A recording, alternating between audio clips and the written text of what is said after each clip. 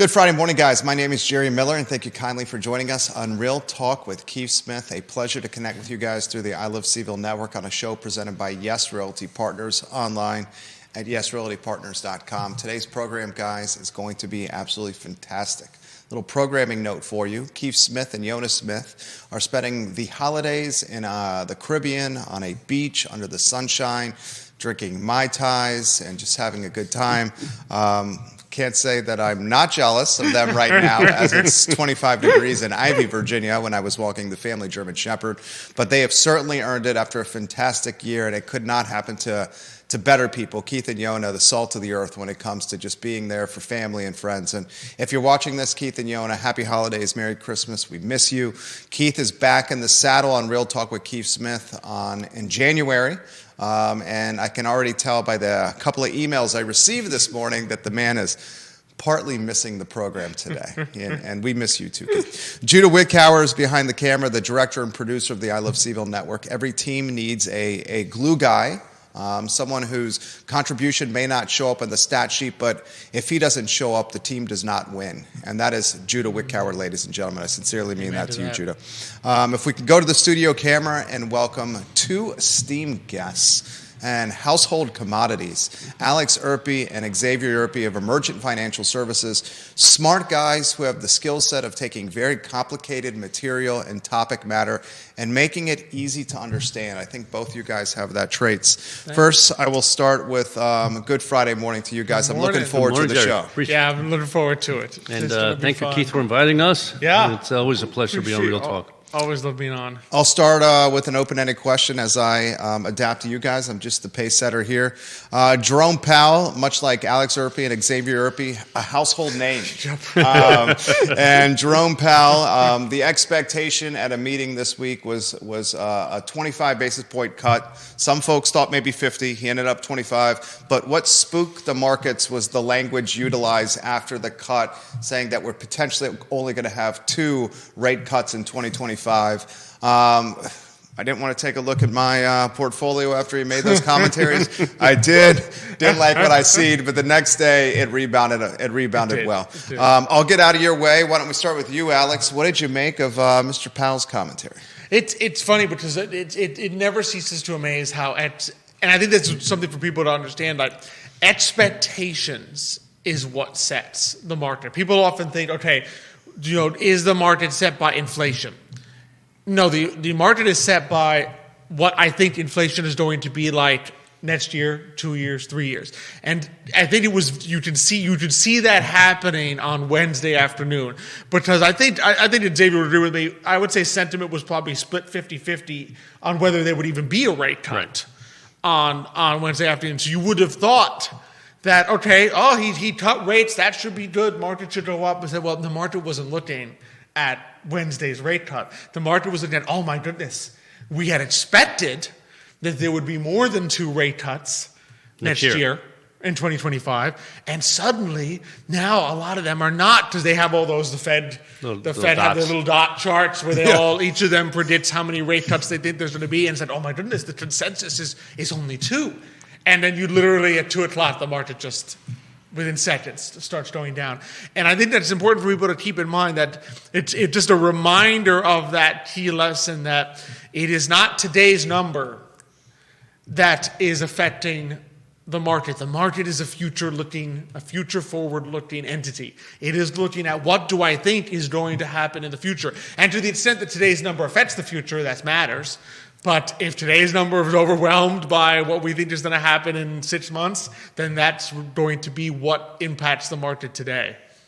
And what's interesting is, when you read what went on in that particular meeting, it wasn't a slam dunk decision by everybody. Everybody was really discussing whether or not they should do the 25 basis points. And I think there was one Fed that did not go along with that. I guess part of the reason where I believe they decided to do it now was I think their favorite, guy right now is the PCE index, which is the index that looks at consumer expenditures. Consumption expenditure. Exactly.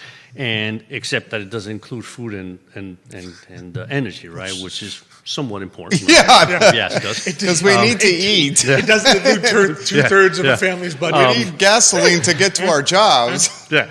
Let's not go there, right? But the point being, that was a little lower in October than they expected, right? So the year over year is about 2.6, 2.8%, all right, which is still higher than their 2%. But again, they cut 25 basis points. That means they cut already 1% since they started. So we're down to about 4.25 to 4.5. It's a range. T-bills are down to about 4.25. But what's really interesting is you look at the rest of the interest rate curve, right, which means anything longer than 3-month T-bill, and you look at the 2-year, the 5-year, the 10-year, the 30-year, in particular 10-year, because this is a real estate chat, and the 10-year is the key for the mortgage rate. That rate is up from, at the beginning of years, I think it was around 3.9%. It's now 4.5%, and it's been skyrocketing for the last 2 or 3 months, right? And the minute they cut the rate, the 10-year went up, right? What does that mean? That means that I think the bond market, and I've always said this, I think the bond market is the leading indicator as to what is happening in reality in the economic world. And I think it's telling you that the inflationary expectation for 2025 and thereafter is probably higher than what the Fed is expecting. And therefore, they don't think that the Fed is going to be, as aggressive next year as, and maybe even, and who knows, as less to aggressive whether than the Fed themselves thinks exactly. at this point. So I think, it's like Alex said. First of all, there's the expectation. What are they going to do? Then they do it. The market reacts immediately. And let's be honest. Also, it's the end of the year. I mean, the stock market, growth is still like up 33% this year. The S&P 500 is up like 23, 24%. We could see some profit taken there, saying, I just want to lock in some of these gains, right, to show our clients how well we did. That happens at the end of the year sometimes. This could have been also the impetus. But without any doubt, there's an immediate reaction. Oh, my Lord, this is bad because they're saying next year we're only going to do it twice. Therefore, we've got an issue, right? And then, as Jerry said, the dust settles, and the next day is like, wait a minute, why are we in such a panic mode?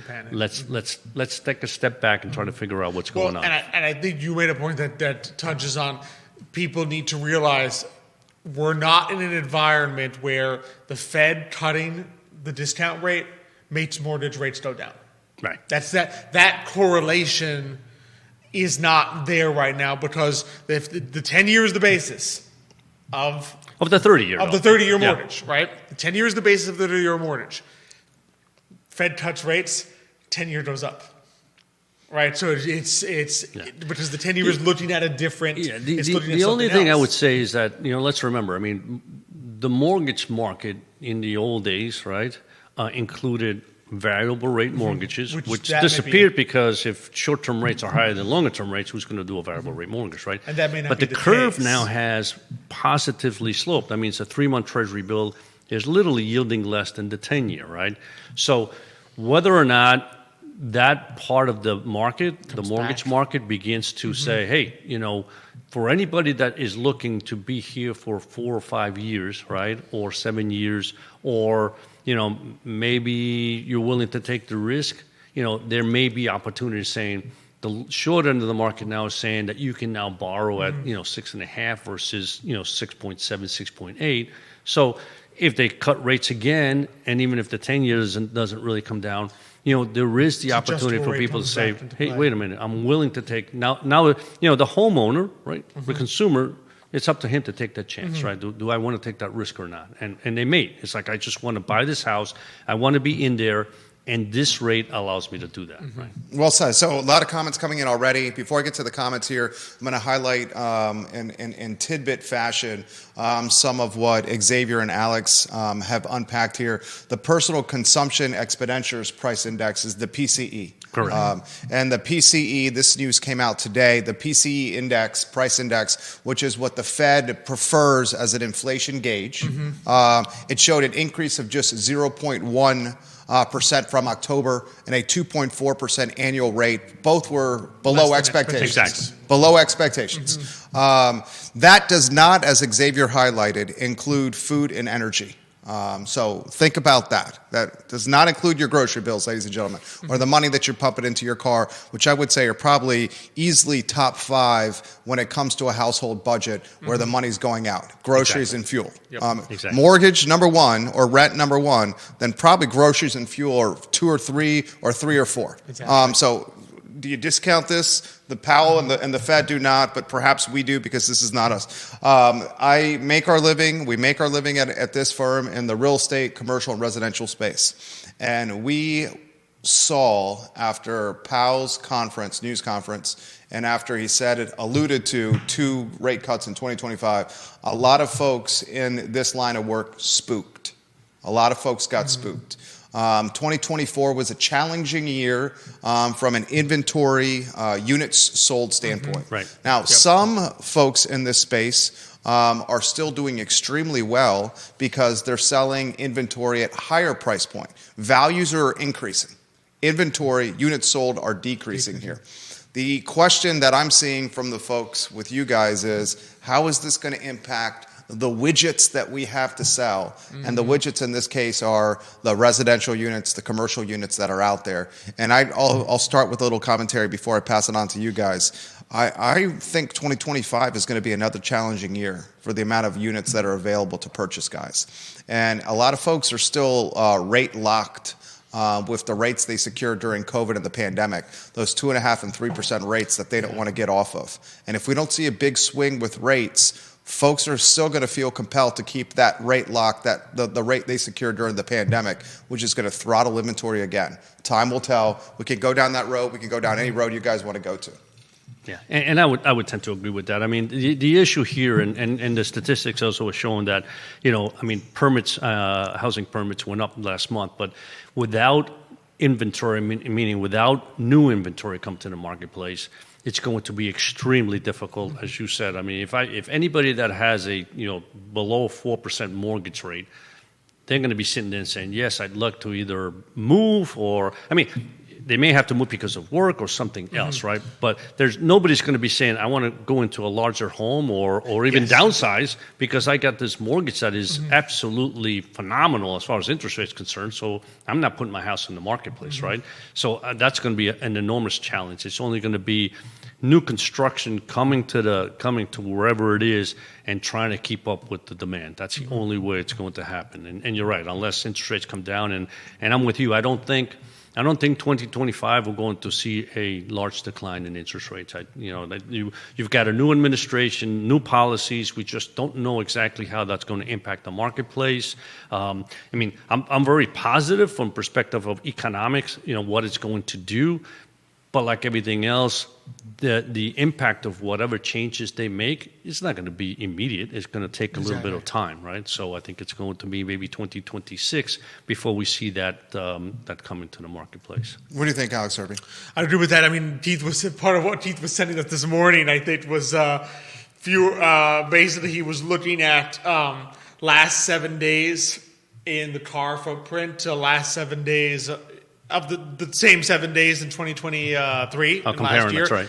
Fewer homes coming on the market. Now, the pace of homes going under the contract was doubled. So I guess when they do come on the market, maybe people are getting things done. Right. But in other words, no, we're not looking at a noticeable, oh my goodness, suddenly there's a bunch of homes coming on the market because to your point, right, you will always have the movement that occurs of people needing to move. I got a new job. I'm leaving the area. But the voluntary movement of I'm going up. It's entirely possible that you could be sitting on a large capital gain in your house. Do the numbers to move to a new house and be like, I'm coming out behind because my monthly payment is now so high that it overwhelms the additional down payment I'm able to bring to this more expensive home. And if that doesn't happen, then you're not going to see new existing homes go on the market. Exactly. We talk about Vanessa Parkhill. Thank you for watching the program. I'll highlight some of the folks that are watching right now. Join us in the discussion, guys. Very curious of your thoughts. Carol Thorpe, hello. Joe Reed, hello. Lisa Costello, Bob Yarborough, Ian Caskell, hello. Got some folks working in finance that are watching the program right now. Peter Krebs, hello. Thank you for watching the program. Mr. DL, a number of folks in the real estate space watching the program. I mean, if you're trying to play the anticipatory or predictive game of when is the right time to buy, that's a very difficult crystal ball to figure out. And if you're looking at a personal residence, some folks look at personal residence as something that's a commodity, that's tradable, that's an opportunity to make a living on. But that's another slippery slope as well. If you look at first a personal residence as a home where you're raising your family and your kids, getting into a personal residence now and then refinancing later might be your best approach. Trying to gamble on when is the best time based on interest rates to buy and choosing to get in another 12-month lease, the homes are just going to appreciate in value and become more expensive after the 12-month lease is over. You can always refi. You'll never recoup the 12 months of rent payments that you made. To point out, you can refinance the interest rate. You can't refinance the price. Yeah. You can't go back 5 years and you can't renegotiate that price. Can I exactly. renegotiate the price I paid 5 years ago? It doesn't work that way. Yeah, and they're appreciating, guys, depending on the pocket in Central Virginia, double digits year over year, and that's significant, and it's something to really follow. That 12 months of rent you will never get back. This comment's come in from Jonathan. He says, "How do the guests characterize the economy today?" And then we have questions coming in. What do the guests think the new administration is going to do to either jumpstart or throw or as Jerry said, throttle the economy when the new administration starts? So there's two questions there. Which one do you want to take first? Want to take current state? Yeah, go ahead. Current state seems... I think there's a lot of uncertainty in the current state. There are some underlying things that are concerning, but I think... These are tied together because I think obviously there are some good tailwinds for growth companies on the horizon, even if we've been seeing, obviously, in this past year, underlying concerns, namely consumer debt is I think, a big one. In other words, the big question that I think Xavier and I would have is, as far as the stability of the economy, is how much of consumer spending, which, as we all know, is about 70+% of GDP, how much of that is debt fueled, and how much longer can that go on, right? In particular, since yes, inflation is calming down, but it's not going backwards. In other words, inflation doesn't go backwards. We're not seeing prices that are going to go down. Come down, yeah. That's from where they were. That doesn't happen.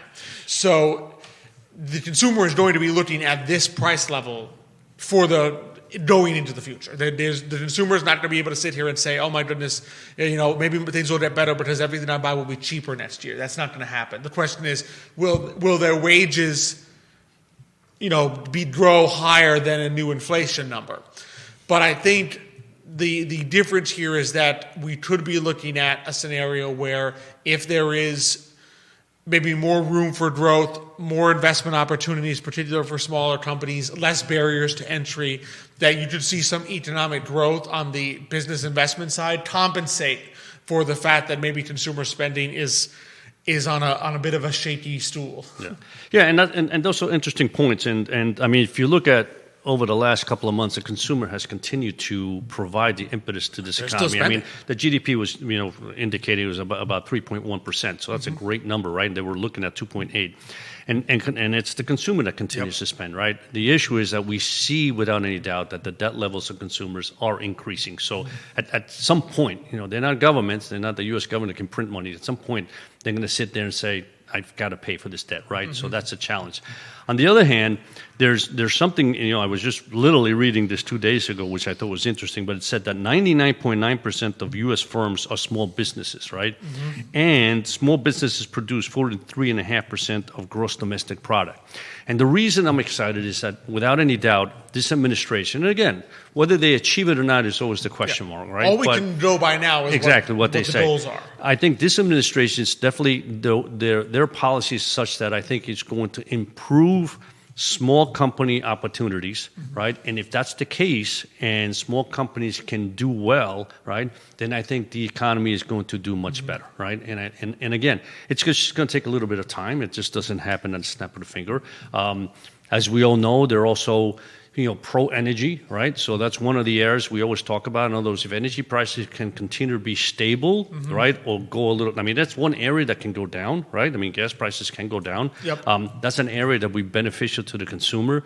But as Alex said, and what I commented, many times is that I don't see inflation dropping below 2% anytime soon, because we are leaning more and more to become a self-sustained economy, meaning we are looking at the global arena and saying, who are our friends, and can we trust them that at crunch time, if we need medicine, if we need glass, if we need steel, they'll come and produce, and we can import it?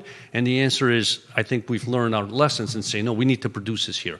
Now, robotics is great. They help keep prices down, but without any doubt, labor prices are much more expensive in this country than anywhere else in the world, and therefore we will see inflation be at a continued pace of somewhere between 2 and 3%, and that's my expectation. So, but again, if energy prices can come down, that helps.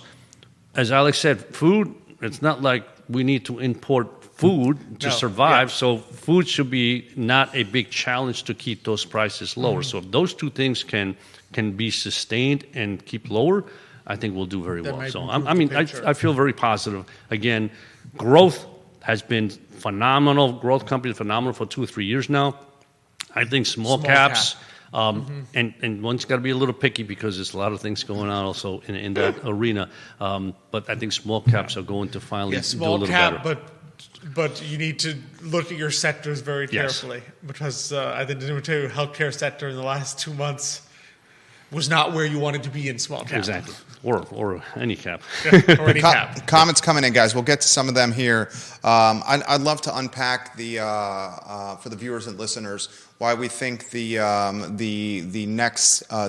incoming administration, why the opportunities may be more robust for your business sector. For growth, how it could lead to potentially more hiring, more cash on hand, potentially less tax exposure for the business sector. This really helps. Obviously, it helps it across the board, but this really could help your small businesses. Let's unpack that. Well, I think one of the areas is regulations, right? I mean, and you always, whether it be service or any other type of business they're trying to grow, sometimes you look at what the regulations are and you sit there and you go, holy Toledo, I got to do this, and this, which means that I need to hire now either a compliance officer or a lawyer or whatever it may be. And you're looking at, initially, somewhere between $40,000 and $100,000 of costs that you say to yourself, for what? Just to fill out these particular forms, right, in order for me to create a business. A large business, I look at $100,000 is like nothing, right? But for a small business, that's a barrier. Like I said, it's a barrier to entry. And I think if they begin to look at things of that sort and say, these are some regulations we don't need. I mean, there are some that you need. There's no doubt about it. But there's other regulations. You say, why in heaven's sakes is this regulation on the books at all? Because it just stops small businesses from being created. If people want a concrete example of that, right? The beneficial BOI. I was just going to go on the road. Dude, I have 7 LLCs. I had to take 7 of them for the various holding companies. Paid the tax preparer. Per LLC to do it. And it's expensive. It was expensive. And what's most expensive is if you don't meet, is it the December 31st deadline? Exactly. It's a $500 fine per day, I believe, is what they're saying. In other words, it's insane. Yeah, it is insane. And remember, the response rate among small businesses was sitting at like 30%. So basically, 60 to 70% of the small businesses in this country were about to be hammered by huge fines, that also could have carried jail terms. That's on pause. There's an injunction in Texas that has paused that, and I think there's a good chance that doesn't end up happening. The incoming administration is not going to push to fight that injunction or to fight on behalf of that. But that's the example of a type of regulation that red really tape. between the red tape and the liability threat for a small business who is not capable. Let's face it, a small business cannot be expected to pay for $100,000 to $200,000 a year compliance officers to go through so many laws to make sure that your business, which might be doing $200,000 a year in sales, is in compliance with all these laws. And man, heck, small business is just trying to get 3 softwares to interact with each other to get some streaming on board. Exactly. I mean, goodness gracious. Exactly. And you're sitting there, and that's a key example because that law, that BOI form, you didn't have to do it if you had more than 25 employees. Yeah. So the larger the company, you didn't have to worry about filling out that form, the liability, the threat, because somehow they got themselves exempted from that by somehow convincing Congress that they were less of a threat to fraud and money laundering than small businesses. Yeah. So that's kind of a concrete example. There's a number of people who are saying, what do we have to do here? That's on the feed right now. A lot of people do not know about this. I would say a lot of it's extremely unfortunate. Some accountants I'm talking to have saying, hold off. Don't go through that effort at the last minute. Because, I mean, you need a lot of documentation. There are costs to do it. That thing is under federal injunction. In fact, if you go to the website to fill out that form now online, it's like Is it FinSec? Yeah. The financial certification part of the federal government. They have a big red bar at the top that will tell you do not actually need to do this right now because enforcement is basically banned. Enforcement has an injunction against it. And they cannot enforce until that injunction is lifted. So you have time till next year. I would say talk with your accountant before feeling the need. You have to fill out that form at this point. But see, like I said, the response rate was like 30%. So 70% of small businesses were about to become criminals. Yeah, and there were criminal penalties attached to that. No, not just a criminal jail time. Not just a criminal. Well, that would have really shocked me. Yeah. The $500 a day fine for each time would have crippled small business. Would have put them out of business. Exactly. So I think there's no reason to be scared here for the viewers and listeners that are watching the program right now. All right, this comment's coming in. Sandra McDaniel, who's in finance, says, companies are regulated to death. Get rid of the red tape and small companies have a good chance to grow. Growth equals jobs. Exactly. Mr. McChesney, my inflation indicator is a gallon of distilled water that has climbed from 89 cents 4 years ago to today's price of $1.59. Cost of materials, bottles, and shipping would have increased, but when I see that go down, I will feel inflation is retreating. I like that comment from Bill McChesney right there. Other comments are coming in. First, Logan Wells-Clalo, thank you for watching the program. How about this comment? Does the panel think that the Trump administration will keep inflation in check and have 4 years of growth for the American economy? And this is purely Xavier about touched on inflation. economics here. Yeah, I think I don't foresee them causing inflation to go down below that 2% number. I think it is a different type of inflation because there are different ways that prices can go up. And in other words, if prices are going up because you were onshoring a lot of jobs, okay, those prices are going up because there are now more people making higher wages. Right, so that trickles into the price of the product, but you've compensated for that with more people now employed at higher wages in America. So you have a compensation for that, which if they then go in and spend, you could see some economic growth alongside that inflation. What we've experienced in the last few years, is the classic Milton Friedman, too much money chasing too few goods inflation, meaning we had a supply chain crisis, too few goods, and we just spent gobs of money on top of, and I'm not talking just like the general, each year we have a deficit. I mean, we've had a deficit for like forever, 2 decades running, right? I'm talking 2021 we have a deficit, but then we also spend $1.9 trillion on an Inflation Reduction Act, right? So in other words, when you just have that much money going into the system on top of what was spent in COVID, on top of the Federal Reserve having pumped money during COVID, you had a classic too much money, too few goods, inflation just goes through the roof. But there's no productive element offsetting that. In other words, the inflation wasn't up because all these people suddenly had jobs who didn't before. You mean the government telling us to all stay at home and not do anything while giving us free money was bad for the country? Is that what you're saying? Surprise, surprise. Surprise, surprise right there. Who would have thought that would cause inflation, right? Oh, my goodness. And so I think that's a different kind of inflation than the inflation you may see from, in other words, this product, which was made in China with slave labor, is now made in America where the guy needs to be paid $20 an hour. Yes, that's going to make the product more expensive. But now you have a person making $20 an hour who didn't have a job for $20 an hour 6 months ago, right? The big question mark there, I think, is the tariffs. Right. That's what people are worried about. That's what people are worried about. I'm worried slightly about the tariffs. I'm also worried about if immigration is enforced as Trump campaigned. If it's enforced like Trump campaigned, like he said it would be enforced, what is that going to do to certain sectors that rely potentially on undocumented individuals as labor? And I'm pointing to F&B potentially, and I'm pointing to remodeling and construction potentially, which I think could be a headwind for housing. I would say to that, I think the language coming out is very clear that they are going to go for the low-hanging fruit before they go down that road. In other words, when they are routinely talking about the number of persons who have felonies who have yet to be deported, when they are talking about people who have committed misdemeanors after getting here and have yet to be deported, gangs and so forth, my suspicion is it will take a year or two before they even get down that road, because ICE is not going to waste resources on going after the remodeling guy when they know that there's 300,000 people with felonies, violent felonies, that are walking around and they haven't caught yet.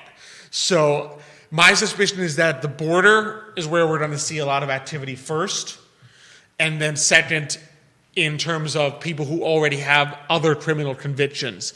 I think if we see inflation in construction down the road because of that, I think that's still more than a year away. In other words, I think they would have to succeed beyond their wildest measure in grabbing all these other people first before in 2026 they start looking at that road. You with that? That's my Xavier? Yeah, no, I agree 100% with that. And with regard to the tariffs, I think that Trump is without any doubt is an extremely good negotiator, and he throws this out there as to spook the other countries. Absolutely, just tell the other countries, listen, we need to negotiate because you're imposing these tariffs on us, and we don't do anything to you, and therefore we can then play this game by saying we will then impose these tariffs on you and see how you are. Because let's face it, without the U.S., a lot of these other companies, a lot of these other countries and their economies,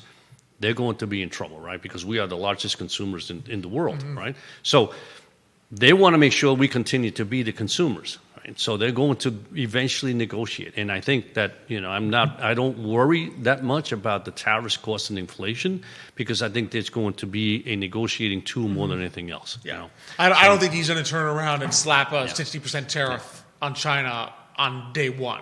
In other words, the goal is to use that as a threat to get something else in exchange. FinCEN is what we were looking for. FinCEN, there we go. Yeah, that's been put on the feed. FinCEN is exactly right. And it was the Financial Crimes Enforcement Network when it came to registering the LOCs with the BOI e-filing. Yep. So this, I think, and again, it's crazy to say that. I think a lot of people watching the show, this is the first they're hearing. It probably is. It probably is. And again, that I would not panic about that. You can do that online. From my understanding, is the only. I'm looking at it now. If you want, the only actual documentation you need is pictures, I think, of driver's licenses. Obviously you'll need information, like your social security number, but you can do that online. So I would not rush to do that, especially with an injunction sitting on it. Yeah, and he's right. Alex is all over this. The language on the filing portion of the website. Please note that beneficial ownership information reporting requirements have been affected by a recent federal court order. The Department of Treasury is appealing that order. In the meantime, reporting companies are not currently required to file a BOIR and are not subject to liability if they fail failed to do so while the applicable order remains in force. I would not be, I just want to say this, you're listening and hearing about this from us, but the appropriate measure for you, the viewer and listener, is to check with your tax preparer. Exactly. Follow up with your tax preparer, please. I'm going to be honest, that's what I did. I gave my And accountant. did you guys gave held my off? Accountant, yeah, I did held off. Yeah. I gave my accountant a call, said, hey, what do you guys, what do you recommend that I should do? They said hold off. And so I did so. So I would definitely recommend people call their accountant and talk to their tax filer before making So that it's decision. interesting. This is what frustrates me the most, is that when you look at things of this sort, it continues to impact small companies, small businesses, and let's face it, a lot of small business sometimes it's just mom and pops, 2 or 3 people. And I remember once I was in a meeting with regard to even just here locally.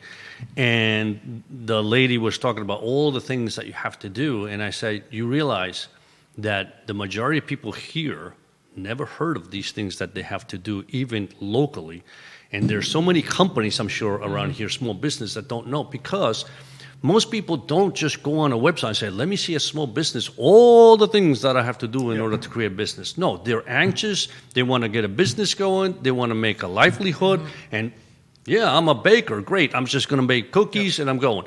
Not realizing, well, if you do that, you got to have this, you got to do that. And this is what frustrates me, because these are people have dreams, and those dreams are basically based on, I want to start my little company, and I want to grow that company, and I want to make, I want to make enough money to really to make my family, to grow my family, to support my family.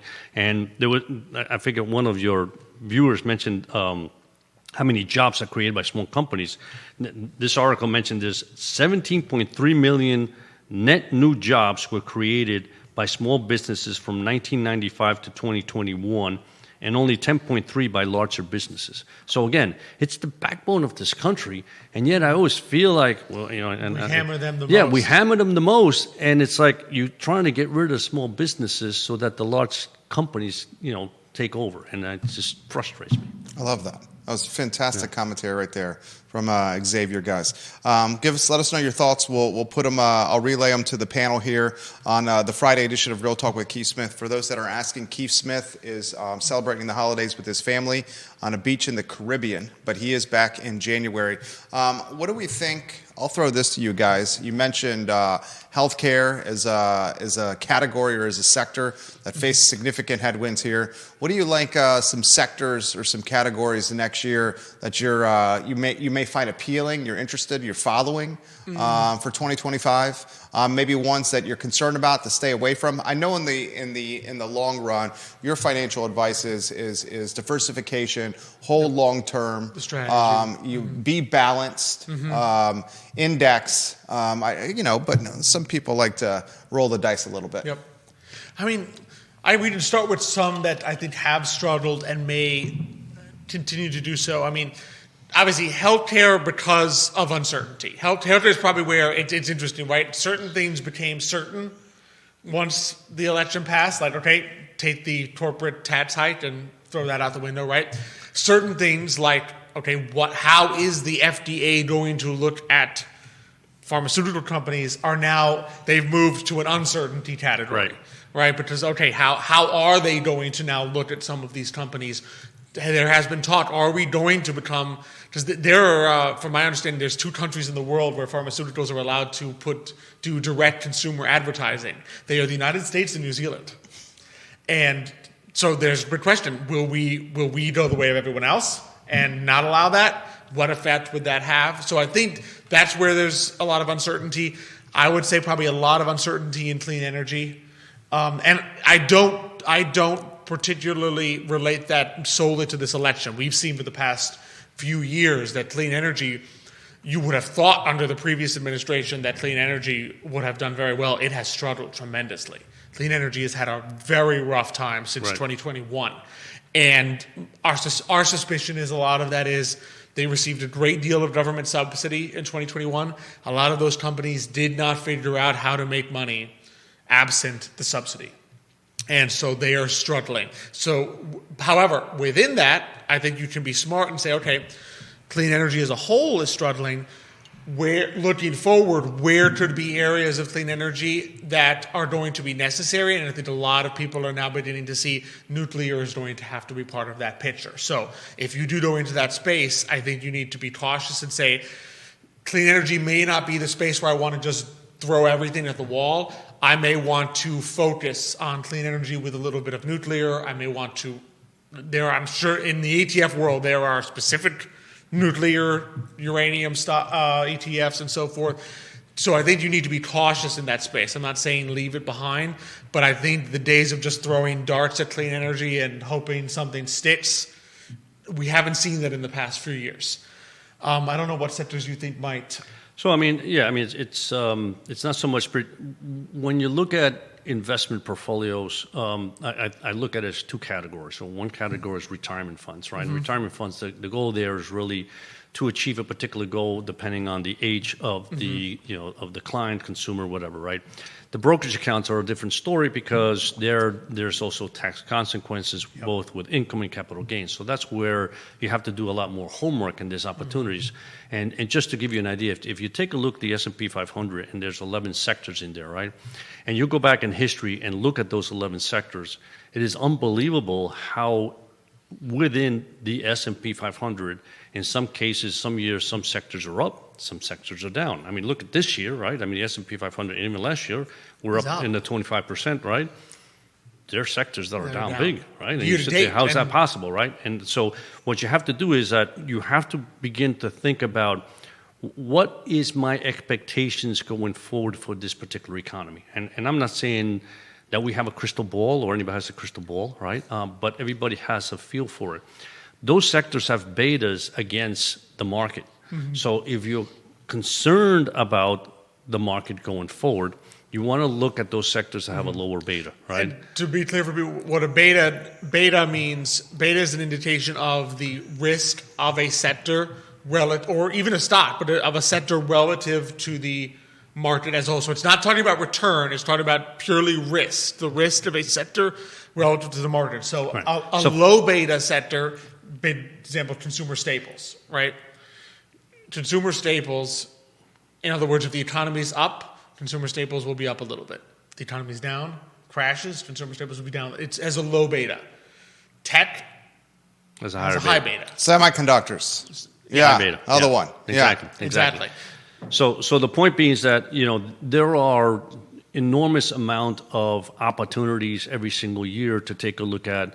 One, what happened last year and the years before that, and you just look at the last 20 years and say, what happened during these years? What impacted the markets and how did these sectors do?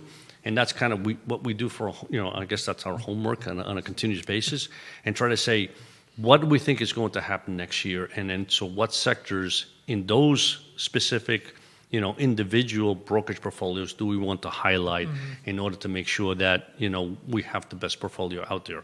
And like everything else, I mean, there are years where, we're perfectly right and the years where we're not, right? Because again, nobody has a crystal ball. The point is you have to be able to recognize that there are opportunities and the only good thing is that when you are slightly wrong, then there's the tax loss harvesting that you can do for clients, right? Mm-hmm. So again, all that is important, but as I mentioned, I think last time we were Real Talk, I'm very positive. I think, again, small companies, you have to be a little more vigilant. I like convertible bonds. I like them very much. They did extremely well already this year. I think that they're going to continue to do very well. So those are two areas that we're focusing on enormously. Ms. McDaniel, I'll get to your comment here in a matter of moments. I'll ask a question myself. That seems like a easy segue into the influence of Elon Musk on not just the Trump administration, but Elon Musk, who appears to be the most powerful man in the world right now. He's certainly the richest man in the world. He's the richest man in the world by a long shot. Mm-hmm. And he has not just Trump's ear, but he's Trump's right-hand man here. The Musk influence on the next 4 years and change. I mean, what do we got? He's got Tesla. He's got SpaceX. He's in the ISP space with Starlink. He's in the battery space. Got one of the biggest megaphones in the world with X. Exactly. The battery space. He's launching in a Montessori school. He says he's going to focus on education. Pre-K all the way through senior and high school is going to be one of the next spaces of pursuit for him, education, Musk. He's had some comments on healthcare and pharmaceuticals. He desperately needs chips like NVIDIA for his Tesla company. And just anywhere you want to go on Musk's influence here. I would say the one thing that will temper Musk's influence, because I think his influence is going to be, I think healthcare will probably get some more scrutiny. Where things are made will probably get some more scrutiny.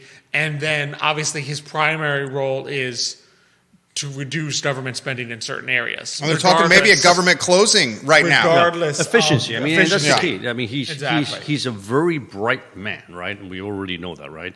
But I think what makes him special is that he's so efficient in creating and making things work, right? Without it costing an arm and a leg in a sense of workers or whatever. I mean, large portion of the Twitter workforce was either let go, pink slipped, or quit, and some would say Twitter's running better than ever. Yeah. Well, I mean, think about it. He took Twitter, basically, from my understanding, got rid of 80% of people working there, and the thing didn't fall apart. Like it actually. Now, I know people quibble about it. I can't say that I've ever been on Twitter a lot. I'm on Twitter quite a bit. As far as the user experience, I don't know how much it's changed. But in other words, it's functioning. There aren't many things where you can get rid of 80% of people doing it and it still functions. So he's going to try to do something like that to the federal government. The question is, does he get tempered by Congress refusing to actually go along with some of what he wants to do? However, he's obviously made it clear that he is going to primary anybody. So I'll put that in perspective right there. Anyone that gets in Musk's way, he said he's going to challenge the incumbent, find an opponent, and fund their competing campaign. Yeah, so that's the flip side of that. With the biggest megaphone and the largest war chest. Oh, and he could do it. He could absolutely do that. So that's really the only temper that he has on that. I think they will find. Maybe I'm too pessimistic. I don't think they will do as much as I hope they will do, but I think they will. I think there will be some cuts in some areas where they find inefficiencies. And we've talked about this, and again, not to just pick on one area versus another, because I mean, I think you can say this about large companies too. I'm sure if you probably go into J.P. Morgan Chase, I guarantee you that you sit there and go, there's just a lot of waste here, right? But when you look at our government, who has continued to increase over time, and is probably now larger than the public entity, right? And you realize that there's just such a large portion of those employees working out of the house, right? That's a challenge, right? Because I'm saying, who is controlling to make sure that they're doing the work properly, right? And I know there's computers, et cetera, but I always, there's nothing like being in the office and seeing how that work is being 100% done. agree. The GAO report, which is there is an office called the Government Accountability Office. They issue independent reports. I mean, the GAO report from a month ago was damning. Yeah, I know. As far as the waste, I mean, there were bureaucrats that were working full-time for two different government agencies, each of which thought that they had hired them full-time to work only for them. And basically collecting two salaries from two agencies, each of which they thought that they were paying them full-time. You were telling this story yesterday off air. Didn't someone got in trouble with the DUI? Was it right? There was at least one employee that got a DUI while supposedly working from home. His officials thought that at that moment he was at home on his computer working, and he was getting a DUI at that precise moment. So, and that was this came out in the Government Accountability Office report. So I think there is a lot of that they will be able to go in there and wipe some of that out. Now, let's be honest. I mean, as much as that, this is great, right, in the sense of making government work more efficiently, right? The minute you begin to lay off all those people, where do they go? Right. So that's why it's a balance. Yep. The other side of the economy has to begin to really percolate really quickly, so that there's movement from those from people the government in there. sector to other sectors. As long as who wants those people? They go wherever. I think the goal is that you can make them more productive if they don't have incentives to be unproductive. Yeah. So they have accountability by having a boss looking at them in person at the office. Exactly. Miss McDaniel has this, and she's an investor. She says, "I love and Sandra, I love following your content. By the way, I love investing in small business. I own part of a storage facility in California. Kills me at tax time though. I have to file K-1s. I wish red tape on this would be cut. I could do my own taxes then. Not sure if storage facilities here in Virginia need investors Any thoughts on this sector? I actually helped put earlier this year a storage unit deal together, Sandra, and the storage unit storage unit model is a fantastic one, one that's now being digitized, where a lot of these storage units have only one employee on site at a time, and the rest is automated, and they're just collecting the rents from units that sometimes go months without being even opened. So it's a very lucrative model if positioned in the right location. Do you want to go down? We don't have to talk storage units specifically, but she wants us to talk about investing in small business. She wants us to talk about kind of the Main Street side of the economy. Well, I mean, I think we've touched obviously on regulation. I think one thing I think, and Xavier can correct me here, obviously we've talked about how the lower interest rates on the short end don't necessarily translate to fixed rate mortgages. However, lower interest rates on the short end, that can help small business. Very much so. Small business, remember, you're talking every business really.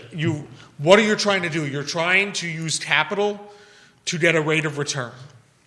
There's two ways to get capital. It's either your assets or it's debt. If debt is cheaper, the rate of return you need to get for a project. Obviously you can sell equity or exactly. Well, I mean, if you sell equity, it becomes an asset, right? Exactly. But you're turning equity in your company into cash. But you have equity and then you have debt.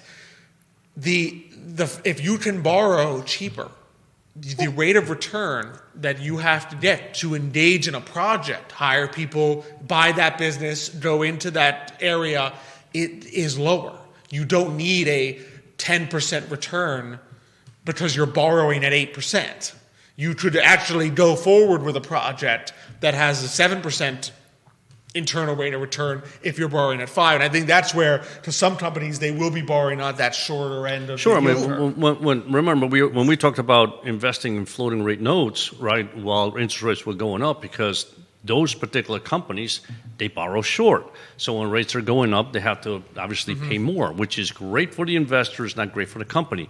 Now, the reverse is true. Now, it won't be great for the investor, but for the company, as rates come down, their borrowing cost is reduced. So small companies who go to the bank to borrow always, they're How about just corporate tax cuts? How about just the corporate tax cuts? I mean, come filing time, if you're a LLC owner, S Corp owner, small business owner, you are going to pay less. Exactly.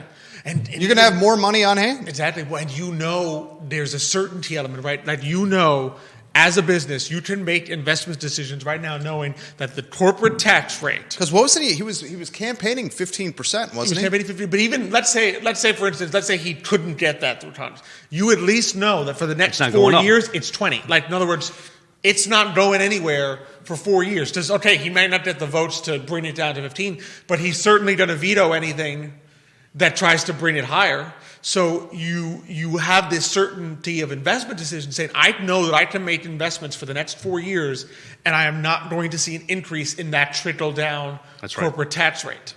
Yeah, and I agree with Alex. I mean, the key, and anybody has a small business, right, knows that, right? When you're forecasting, how do I grow, what am I doing for the next year, right? It's the uncertainties that kill you, right? So knowing those certainties is like, I don't have to worry about that. That's not something that in my projection for the next 4 or 5 years I have to worry about. So let me focus on the things that are going to help my business.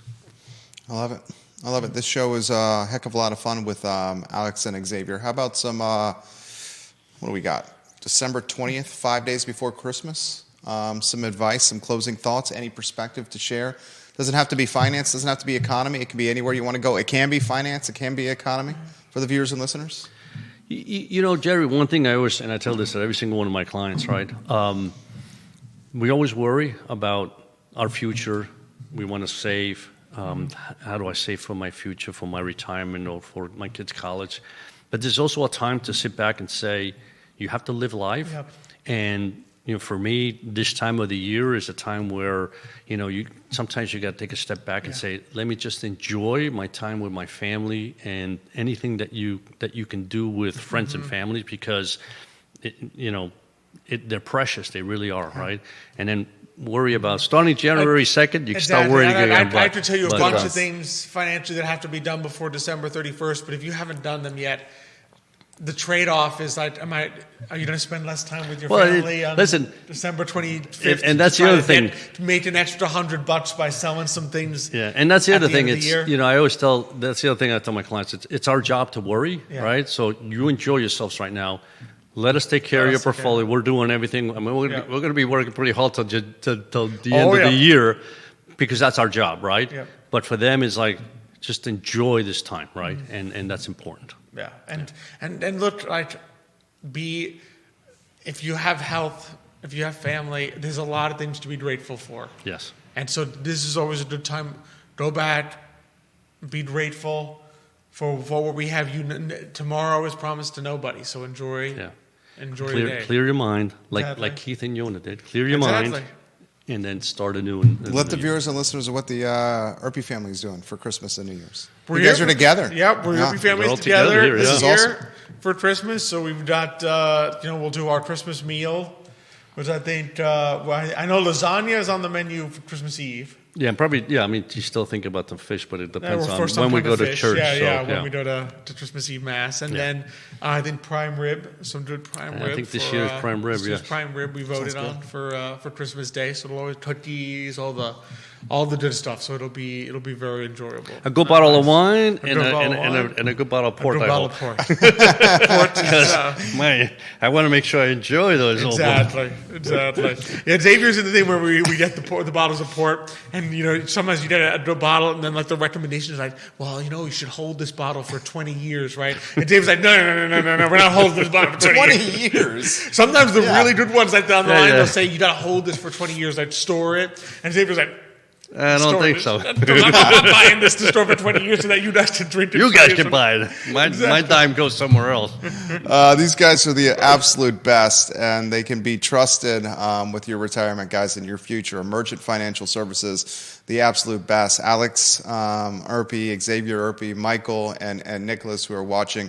We absolutely love your family, and I know the community trusts you guys. Real Talk with Keith Smith on a Friday, the last Real Talk of Keith Smith. I can't believe I'm saying this, of 2024.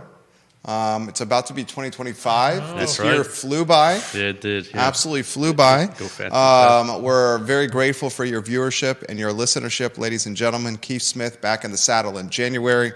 And the second to last episode of the I Love CVille show is today at 12:30, the second to last one of 2024, as we do the same as the Urpís spend some time with our loved ones and our family over the holidays. For Judah Wittkower, Xavier, and Alex, my name is Jerry Miller. Thank you kindly for joining us. Merry Christmas. Merry Christmas, everyone. That was awesome. That was easy. That's always so fun. Very nice. Yeah. God.